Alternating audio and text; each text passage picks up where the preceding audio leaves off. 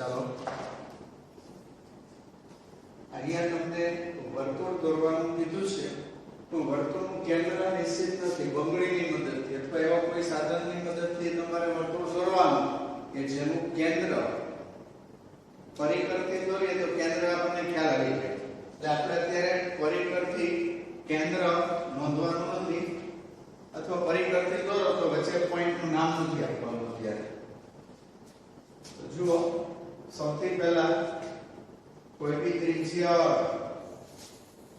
એક વર્તુળ દોરીએ મોટી બંગડી હોય તો બંગડીથી દોરવાનું અહીંયા આપણે કેન્દ્ર નથી બરાબર અને આવા વર્તુળની બહાર કોઈ એક બિંદુ છે આ બિંદુ P છે આમાંથી સ્પર્શક દોરવા છે તો સ્પર્શક દોરવા માટે કેન્દ્રનું હોવું તો જરૂરી છે તો સૌથી પહેલા આપણે કેન્દ્ર મેળવવું પડે તો કેન્દ્ર કેવી રીતે મળે તો જુઓ સૌથી પહેલા તમારે વર્તુળની બે સમાંતર ન હોય તેવી બે ત્રિજ્યાઓ જીવાઓ પસંદ કરવાના આ એક જીવા અને આ બીજી જીવા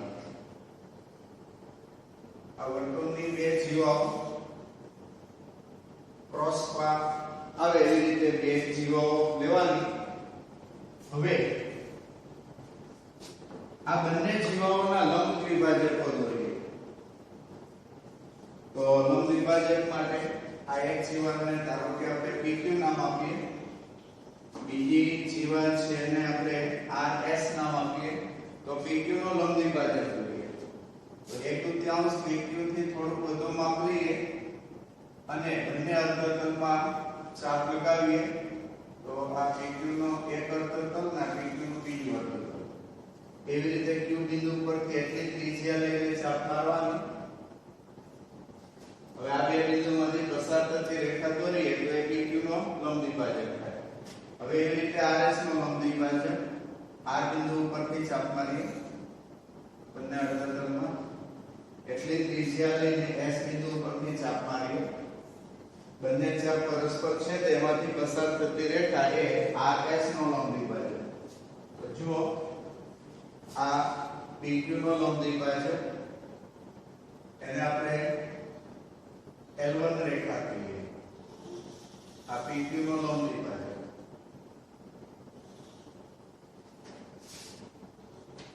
અને આપણે L1 રેખા કહીએ અને આ RS નો લંબ દ્વિભાજક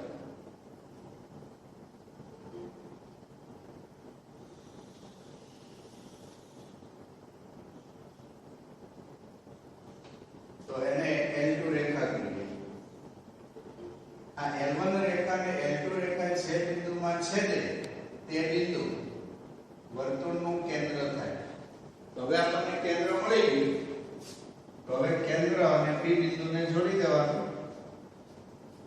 તો આ કેન્દ્ર અને P બિંદુ જોડાઈ ગયા સ્પર્શક માટેની તો એક જ વસ્તુ કરવાની આવે બહારનું બિંદુ અને કેન્દ્રને જોડીને તેનો લંબ દ્વિભાજક કરો તો જુઓ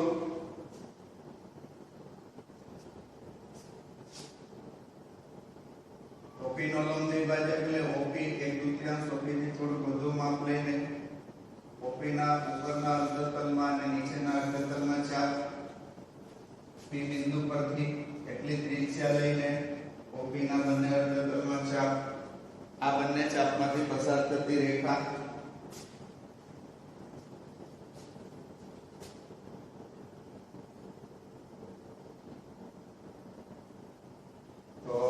OP નો લંબ દ્વિભાજક થયો OP નો લંબ દ્વિભાજક OP ને જે બિંદુમાં છેદે તે બિંદુને આપણે M નામ આપી દઈએ હવે આપણે M કેન્દ્ર લેવાનું અને OM જેટલી ત્રિજ્યા લેવાની M કેન્દ્ર OM જેટલી ત્રિજ્યા અને એક વર્તુળ દોરવાનું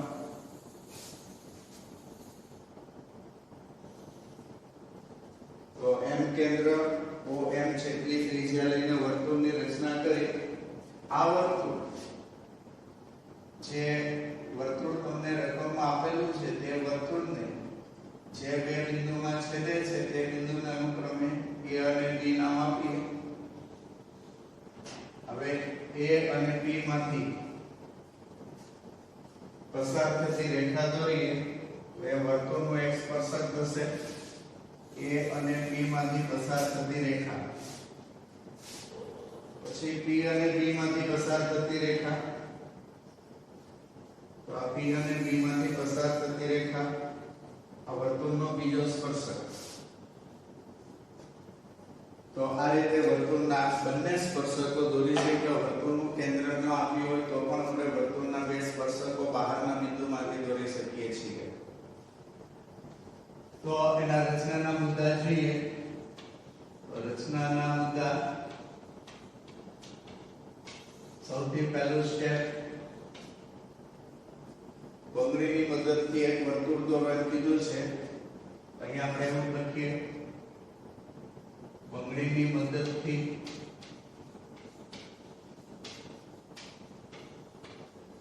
વર્તુળની રચના કરી.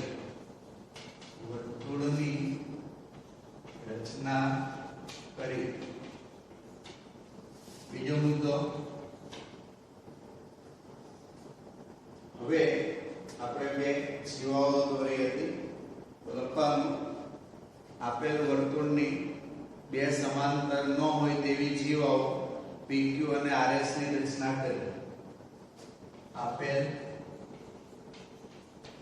વર્તુળની બે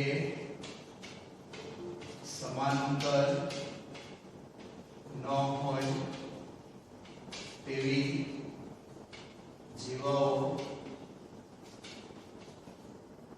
PQ અને RS ની રચના કરી.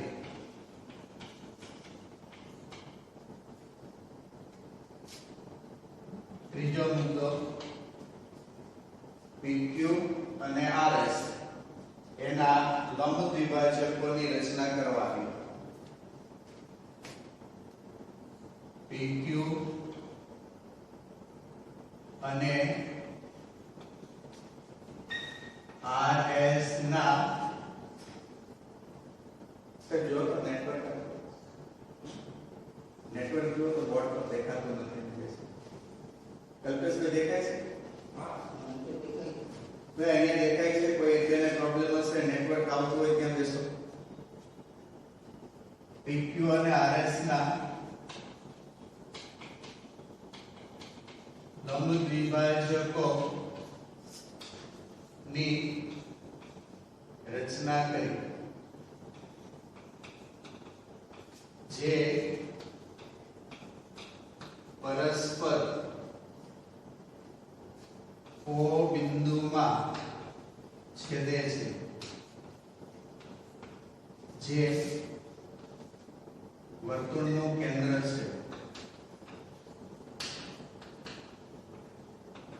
આવી રીતે વર્તુળનું કેન્દ્ર મેળવી શકાય.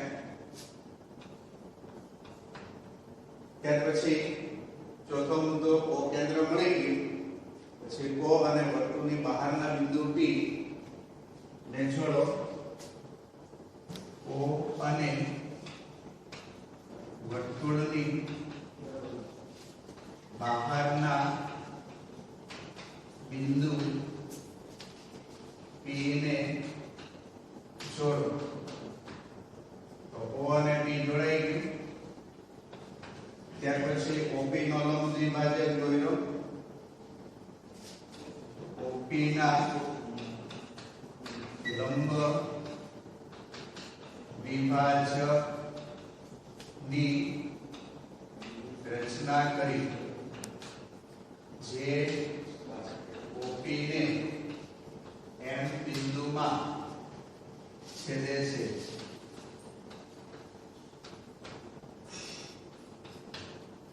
ત્યારબાદ આપણે M કેન્દ્ર અને OM જેટલી ત્રિજ્યા લઈ વર્તુળની રચના કરી.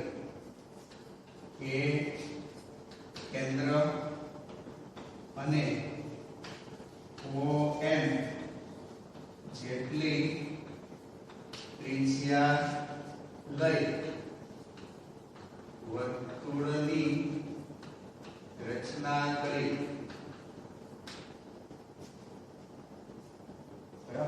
જે આપેલ વર્તુળને A અને B માં છેદે છે, જે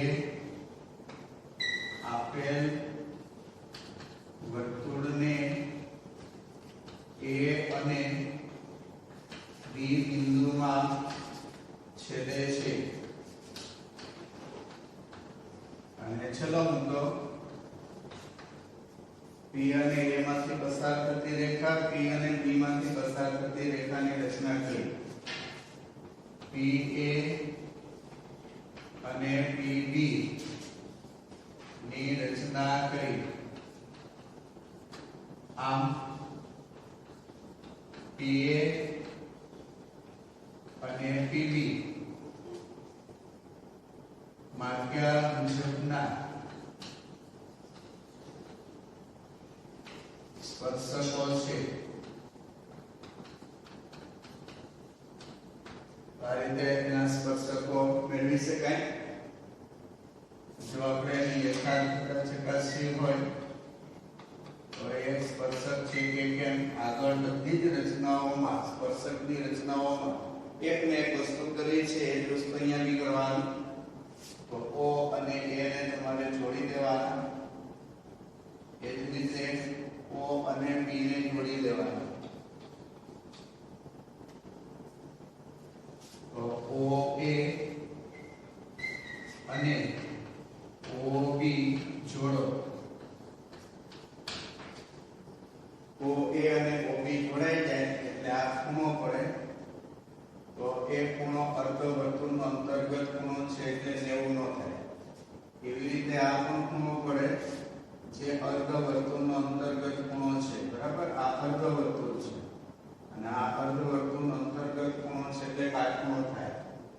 ખૂણો OAP અને ખૂણો OBP બંને ખૂણા 90 ના થાય, કારણ કે અર્ધવર્તુળનો અંતર્ગત ખૂણો કાટખૂણો હોય છે. અર્ધવર્તુળનો અંતર્ગત ખૂણો કાટખૂણો હોય છે. હવે જો આ કાટખૂણો હોય તો આ રેખાખંડ ને આ રેખાખંડ એકબીજાને લંબ થાય. આ બંને રેખાખંડ એકબીજાને લંબ થાય. માટે OA રેખાખંડ અને PA રેખાખંડ બંને એકબીજાને લંબ થાય. તેમજ OB રેખાખંડ અને PB રેખાખંડ આ બંને રેખાખંડ એકબીજાને લંબ થાય. તો OA અને PA લંબ, OB અને PB લંબ. હવે આપણે એક નિયમ શીખી ગયા છીએ કે વર્તુળની ત્રિજ્યાના અંત્ય બિંદુ આગળ દોરેલો સ્પર્શક ત્રિજ્યાને લંબ હોય છે. બરાબર, તો આ સ્પર્શક છે અને આ વર્તુળ છે. આ વર્તુળની આ ત્રિજ્યા છે. તો ત્રિજ્યાના અંત્ય બિંદુએ દોરેલો સ્પર્શક લંબ હોય છે. હવે એનું ઉલટું વિધાન, જો કોઈ રેખા ત્રિજ્યાના અંત્ય બિંદુએ 90 નો ખૂણો બનાવે તો તે રેખા વર્તુળનો સ્પર્શક કહેવાય. માટે PA છે વર્તુળનો સ્પર્શક થાય. એટલે OA ત્રિજ્યા છે તેથી PA સ્પર્શક છે. એટલે અહીંયા PA સ્પર્શક થશે. માટે PA અને બીજાની અંદર PB આ ત્રિજ્યા છે આ સ્પર્શક. PA અને PB સ્પર્શકો છે. તો આ રીતે સ્પર્શકો છે એમ સાબિત કરી શકાય. તો 11.2 ની 7 નંબરની રચના પણ અહીંયા પૂરી. અહીંયા રચનાનું પ્રકરણ તમારું પૂરું થાય છે. આમ જોવા જાવ તો આ પ્રકરણમાં મુખ્ય 4 રચનાઓ છે. પહેલી રચના રેખાખંડના વિભાજનની રચના. બીજી રચના સમરૂપ ત્રિકોણની રચના કે જેમાં સ્કેલ માપન 1 કરતા ઓછું હોય. ત્રીજી રચના સ્કેલ માપન 1 કરતા વધુ હોય તેવા સમરૂપ ત્રિકોણની રચના. અને ચોથી રચના સ્પર્શકોની રચના. બરાબર, આપણી પાસે થોડોક સમય છે, ફરીથી એ રચનાઓ એક વખત જોઈ લઈએ કેવી રીતે ખાલી આછો ખ્યાલ મેળવી લઈએ.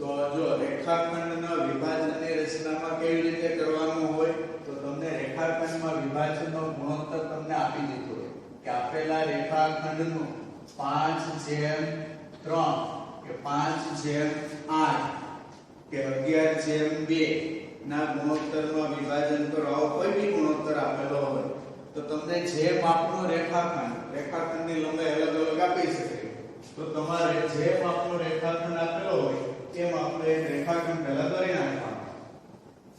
આ રેખાખંડ તમે A B દોર્યું. હવે શું કરવાનું આવે તો તમારે નીચેના અર્ધતલમાં લઘુકોણ બને એવી રીતે એક ખૂણો દોરવાનો આવે. નીચેના અર્ધતલમાં AB ની નીચેના અર્ધતલમાં લઘુકોણ બને એવી રીતે એક કિરણ દોરવાનું. એટલે એક ખૂણો લઘુકોણ થયો. હવે અહીંયા જેટલા માપનો ખૂણો છે એટલા જ માપનો ખૂણો અહીંયા બનાવવાનો. એટલે એકરૂપ ખૂણાની રચના કરવાની. એકરૂપ ખૂણાની રચના કેવી રીતે થાય તો એક કેન્દ્ર અનુકૂળ માપની ત્રિજ્યા લઈને ચાપ મારો. જે બંનેને છેદે એટલી ત્રિજ્યા લઈને B ઉપરથી ચાપ મારો જે AB ને છેદે. પછી તમારે આ જે લંબાઈ છે અહીંથી અહીં સુધીની જે લંબાઈ છે જેને હું ડોટ લાઈનથી બતાવું તો આ પ્રમાણે થાય. એટલી લંબાઈ તમારે પરિક્રમા દોરવાની અને આ બિંદુ ઉપરથી ચાપ મારવાની. હવે જ્યાં છે તે B બિંદુના છેદ બિંદુમાંથી પસાર થતી કિરણ દોરો તો અહીંયા જે ખૂણો બને એ ખૂણાનું માપ આના જેટલું જ થાય અને આ જે કિરણ બને એ કિરણ AX ને સમાંતર થાય. ઉપરથી આ રીતે મૂકીએ એટલે તરત અહીં આવી જશે અને જો ઉપરથીની આધાર નીચેની ધાર સાથે નીચેના કિરણ સાથે સમાંતર છે. જો થોડું કામ તેમ હોય તો ઉપરથી ખસેડી લેવાનું.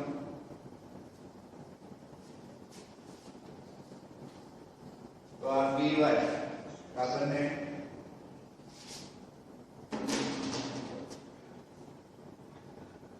જો તમે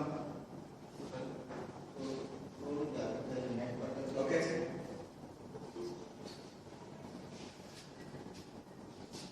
બરાબર ઊંચાઈ છે કે બ્લોક આવશે હા નેટવર્ક બરાબર છે. બરાબર એનામાં જો તો અહીંયા ઓકે છે. અહીંયા તો વાઈફાઈ તમારો નેટવર્ક જ્યાં બરાબર આવતું હોય ત્યાં બેસો.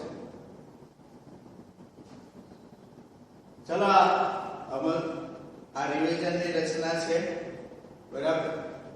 આ એટલે કહું છું જેને નેટવર્કમાં પ્રોબ્લેમ હોય નેટવર્ક જ્યાં આવતું હોય ને ત્યાં બેસો તો તમને વ્યવસ્થિત દેખાશે. નામ શું અહીંયા અમે 5-6 શિક્ષકોના મોબાઈલમાં ચાલુ છે બધાને વ્યવસ્થિત દેખાય છે. અને અમસ્તી આ પુનરાવર્તનની રચના છે બરાબર. આગળ જે રચનાઓ જોઈ ગયા છીએ એમાંની આ એક રચના. એટલે રેખાખંડનું વિભાજન કેવી રીતે કરાય ફરીથી ધ્યાન આપજો.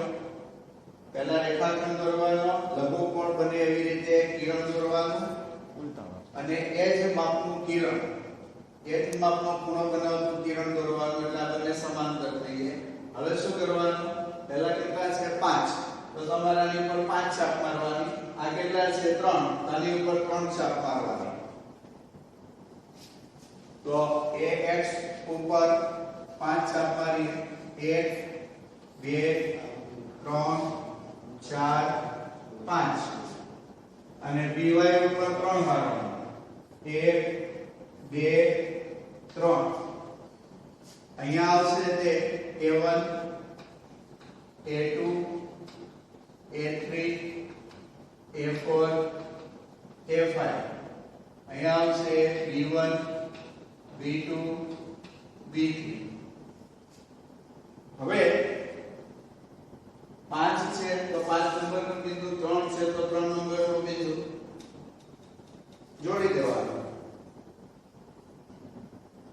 તો આ તમે જોડી દીધું તો અહીંયા જે બિંદુમાં છે તે તો એ બિંદુ આપેલા રેખાખંડનું 5/3 ના ગુણોત્તરમાં વિભાજન કરે બરાબર. તો આવા રેખાખંડની વિભાજનની રચનાઓ આવે. અહીંયા જે પ્રમાણે ગુણોત્તર હોય એ પ્રમાણે આની ઉપર ચાપ મારવાની. પાછળ જે આપ્યું એ પ્રમાણે આની ઉપર ચાપ મારવાની બરાબર. આગળ નંબર જે હોય એ નંબરનું બિંદુ, પાછળ નંબર હોય તે નંબરનું બિંદુ જોડી દો. જ્યાં છે તે ત્યાં આપેલો ગુણોત્તર થઈ જાય.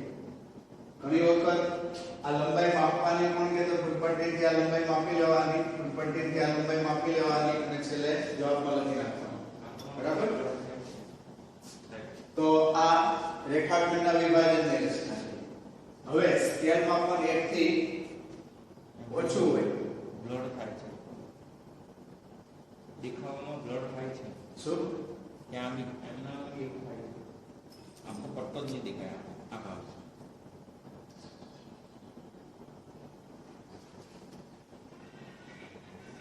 એક કામ કરો, તમારું નેટવર્ક ચાલુ કરો.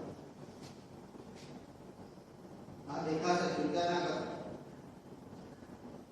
साथ में नेट चालू कर। मेरा नेट चालू कर। ચાલુ કર્યું. તો સમરૂપ ત્રિકોણની રચના સ્કેલમાં પણ 1 કરતા ઓછું હોય તેવા સમરૂપ ત્રિકોણની રચના છે. કોઈ એકને પૂછો. કર્યું નેટ કર્યું. તો એ રચના માટે શું કરવાનું? સ્કેલમાં પણ 1 કરતા ઓછું હોય તો એની અંદર આવો ગુણોત્તર આપેલો હોય. માનો કે 2 પંચમાંશ આપેલો છે તો અંશ નાના છે એટલે સ્કેલમાં પણ 1 કરતા ઓછું છે એમ કહેવાય. તો એવી રચના કરવા માટે શું કરવાનું? તો એક ત્રિકોણ તમને આપી દીધો હોય, તમને જે માપનો ત્રિકોણ આપેલો હોય એ માપનો ત્રિકોણ દોરી નાખવાનો. ત્રિકોણ કેવી રીતે દોરાય એ દરેક રચનાની અંદર આપણે શીખવાડેલું છે. બરાબર? માપ ન આપેલું હોય તો આપણે જાતે ગમે તે માપનો ત્રિકોણ દોરી શકાય, અને આપેલું હોય તો એ માપનો ત્રિકોણ પહેલા દોરી નાખવાનો. તો અહીંયા આ ત્રિકોણ ABC છે. હવે આને સમરૂપ છે એવો બીજો ત્રિકોણ દોરવાનો. તો બીજો ત્રિકોણની બાજુનો ગુણોત્તર 2 પંચમાંશ થાય એવી રીતે. તેના માટે શું કરવાનું? તો BC ની નીચેના અર્ધતલની અંદર આ રીતે લઘુકોણ બને એવી રીતે BX કિરણની રચના કરી નાખવાની. હવે સ્કેલમાં પણ 1 કરતા ઓછું હોય કે 1 કરતા વધુ હોય. તમારે અહીંયા જે બે અંક આપેલો હોય એમાંથી મોટો અંક કયો છે? 5. આની પર 5 ચાપ મારવાનો. તો જુઓ આ 1 2 3 4 અને 5. B1 B2 B3 B4 B5. સ્કેલમાં પણ 1 કરતા ઓછું હોય રચનાની અંદર છેલ્લું બિંદુ જોડી દેવાનું. સ્કેલમાં પણ 1 કરતા વધુ હોય એમાં વચ્ચેનું બિંદુ જોડવાનું. વચ્ચેનું કયું? તો એ અંક ઉપર ડિપેન્ડ કરે છે. તો અહીંયા આપણે 5 અંદર 5 ચાપ મારી દીધી. છેલ્લું બિંદુ C સાથે જોડી દેવાનું. તો છેલ્લું બિંદુ C સાથે જોડીએ પછી શું કરવાનું? કોઈ એક બોલો શું કરવાનું? આ CX જોડી દીધું. હવે શું કરવાનું? નાનો અંક 2 છે તો 2 ઉપરથી B2 ઉપરથી સમાંતર રેખા બનાવવાની.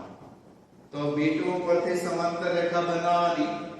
તો સમાંતર રેખા માટે શું કરવાનું? જુઓ B5 કેન્દ્ર અનુકૂળ માપની ત્રિજ્યા લઈને બંનેને છેદે એવી રીતે ચાપ, અને ઉપર 2 લખેલા છે એટલે 2 નંબરના બિંદુ ઉપરથી ચાપ. હવે આટલું માપ લેવાનું અને આ બિંદુ ઉપરથી ચાપ મારવાનું.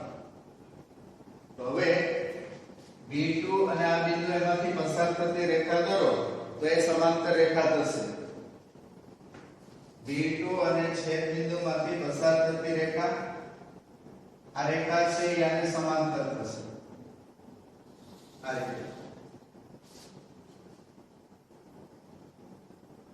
અહીંયા આપણે ખાલી આ બિંદુથી મતલબ છે તો અહીંયા તમારે C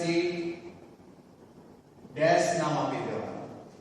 હવે C ડેશ માંથી સમાંતર રેખા દોરવાની. દેખાય છે? ઓકે, અહીંયા કોઈ બરાબર છે. તો C બિંદુ ઉપરથી ચાપ મારો. અહીંયા બંનેને છેદે. C ડેશ ઉપરથી ચાપ મારો તો ખાલી BC ને છેદે. હવે આટલું માપ લેવાનું. ડોટ લાઈન કરી છે એટલું માપ લેવાનું અને આ બિંદુ ઉપરથી ચાપ મારવાનો. આ છેદ બિંદુ છે ત્યાંથી ચાપ મારવાનો. હવે C ડેશ અને છેદ બિંદુમાંથી પસાર થતી રેખા દોરો. તો C ડેશ અને C બિંદુમાંથી પસાર થતી રેખા દોરીએ તો આ રીતની રેખા આવે. તો અહીંયા જે બિંદુમાં છેદે ત્યાં A ડેશ નામ આપો. તો A dash B C dash આ તમારો ભાગ્યા મુજબનો ત્રિકોણ થાય. સ્કેલમાં પણ 1 કરતા ઓછો એટલે ત્રિકોણ નાનો આવે, મોટા ત્રિકોણની અંદર નાનો ત્રિકોણ આવે. અને સ્કેલમાં પણ 1 કરતા મોટું હોય. આ જ રચના ધારો કે 5 ના છેદમાં 2 એવું કીધું હોય તો શું કરવાનું આવે? જો એમને ખાલી જોઈએ પહેલા ત્રિકોણ તમને આપેલો એ માપનો ત્રિકોણ દોરી કાઢવાનો. ABC ત્રિકોણ. પછી અહીંયા લઘુકોણ બને એવી રીતે કિરણ દોરવાનો. મોટો અંક 5 છે તેની ઉપર એક સરખા માપની 5 ચાપ મારી દેવાની. B1 B2 B3 B4 B5. હવે આ છેલ્લું બિંદુ નહીં જોડવાનું. સ્કેલમાં પણ 1 કરતા મોટું હોય છેલ્લું બિંદુ નહીં જોડવાનું. વચ્ચેનું બિંદુ કયું? આમાં નાનો અંક 2 છે. આ 2 નંબરનું બિંદુ આ C સાથે જોડી દેવાનું. પછી તમારે 5 નંબરના બિંદુમાંથી સમાંતર રેખા દોરવાની. 5 નંબરના બિંદુમાંથી સમાંતર રેખા, તો સમાંતર રેખા માટે આ રીતનું કરવાનું. અહીંથી ચાપ મારવાનું, એટલી ત્રિજ્યા લઈને ચાપ મારવાનું, પછી એટલું માપ લેવાનું, આ બિંદુ પરથી ચાપ મારવાનું, પછી એમાંથી પસાર થતી રેખા દોરવાની અને એ રેખાને લંબાવી અને છેદે. અને જ્યાં છેદે ત્યાંથી ફરીથી સમાંતર રેખા AC ને દોરવાની. AC ને સમાંતર રેખા દોરો તો BA ને છેદશે.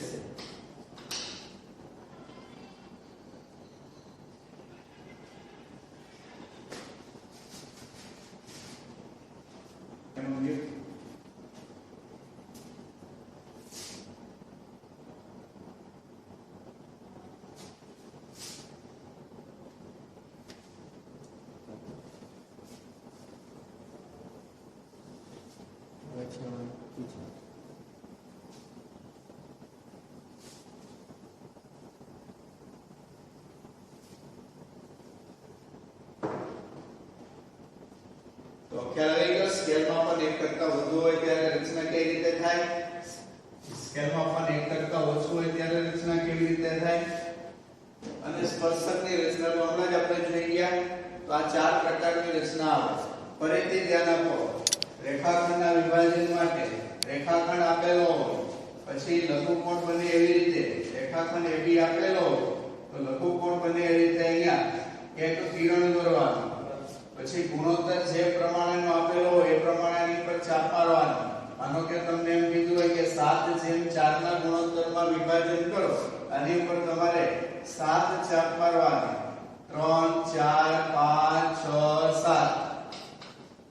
અને અહીંયા 8 ખૂણો બને એવી રીતે અહીંયા એકરૂપ ખૂણાની રચના કરવાની અને એની ઉપર 4 ચાપ મારવાની. માપ એટલું જ રાખવાનું. તો બધું આપણે રચનાના મુદ્દામાં લખેલું છે, બરાબર વાંચન કરવાનું. A1 A2 A3 A4 A5 A6 A7 એમ નામ આપી દેવાનું. આ બાજુ B1 B2 B3 B4 અને તમારે 7 નંબરનું 4 નંબરનું બિંદુ જોડી દેવાનું. જે બિંદુમાં છેદે આ ગુણોત્તર 7 થાય, આ ગુણોત્તર 4 થાય, 7/4. સ્કેલમાં પણ 1 કરતા ઓછું હોય રચના માટે. માનો કે તમને કીધું કે 3/4 તો તમને એક ત્રિકોણ આપેલો હોય તો એવો ત્રિકોણ દોરી કાઢવાનો પહેલા. પછી નીચેના ભાગમાં તમારે કિરણ દોરવાનું, બરાબર, લઘુકોણ બનાવે એવી રીતે. અને આમાં મોટો અંક 4 છે, આની ઉપર 4 એક સરખા માપની ચાપ મારવાની. B1 B2 B3 B4. પછી C અને B4 જોડી દેવાનું. અને ઉપર 3 છે તો 3 નંબરના બિંદુમાંથી સમાંતર રેખાની રચના કરવાની. જ્યાં છે તે ત્યાં C' નામ આપવાનું. C' માંથી AC ને સમાંતર રેખાની રચના કરવાની. જ્યાં છે તે ત્યાં A' નામ આપવાનું. તો A' B C' એ માગ્યા મુજબનો ત્રિકોણ થશે. અહીંયા મોટા ત્રિકોણની અંદર નાનો ત્રિકોણ આવશે, બરાબર. અને સ્કેલમાં 1 કરતા વધુ હોય, માનો કે તમને એમ કીધું હોય કે 5/3 ગુણોત્તર વાળો ત્રિકોણની રચના કરો તો તમને જે ત્રિકોણ આપેલો એ ત્રિકોણ પહેલા દોરી કાઢવાનો. ABC ત્રિકોણ. પછી લઘુકોણ બને એવી રીતે કિરણ દોરી કાઢવાનો. ઉપર 5 છે, તેની ઉપર 5 ચાપ મારો. 1 2 3 4 5. B1 B2 B3 B4 B5. પછી આમાં છેલ્લું બિંદુ નહીં જોડવાનું.